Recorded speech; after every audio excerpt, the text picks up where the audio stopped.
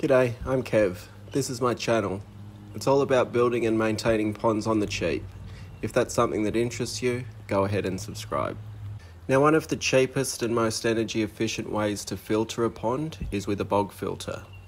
This is a medium-sized pond, about 3 meters by 4 meters, and it's filtered using a bog filter in a barrel. This is a small, 100 litre barrel pond, and it's filtered using a bog filter in a tub. And this is a really big pond I'm building in my front yard, and it's got 2 bog filters that I'm constructing. As you can see, I'm a really big fan of bog filters. So what plants are best in a bog filter? First off, the plants aren't the most important part of the filter. It's actually the bacteria that lives on the rocks and gravel within the filter that do the majority of the heavy lifting.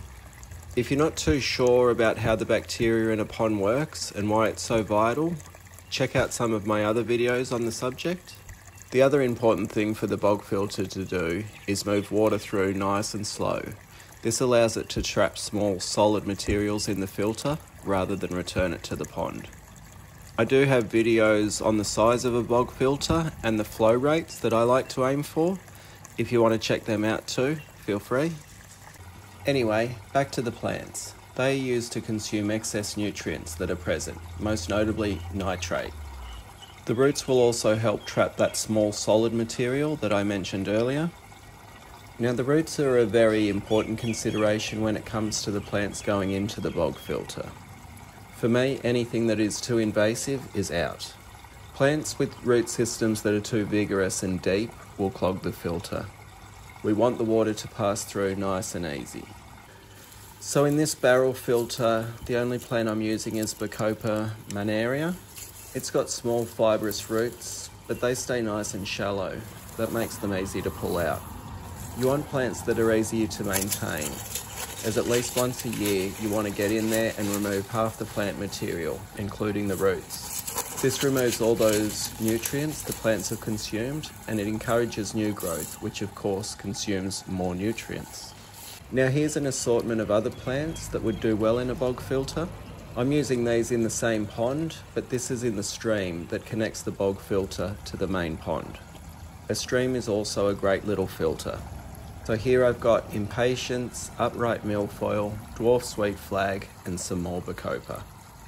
Even though in this particular case they aren't in the bog itself, they're still sucking up all that nitrate, as all the water must go through them to reach the pond. So basically what I'm looking for in a bog filter plant is a shallow root system. I prefer to steer clear of rushes and sedges as the roots are too extensive, and when you go to remove them, you lose half the gravel in the bog. You got to remember, it's the gravel that's providing the home to the bacteria that is doing the majority of the work. In cold climates, it's okay to use more tropical plants like elephant ears or canna lilies. These will die off in the winter time.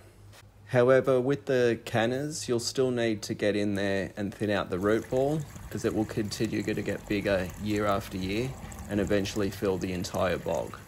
Because they die off, they're easier to thin out. So those are just some of the plants I like to use in my bog filters. The aim of the game is making it easy, and selecting plants with shallow roots makes bog maintenance much easier. So I hope this video has been helpful. If it has, give it a thumbs up, and I'll see you in the next one. See ya.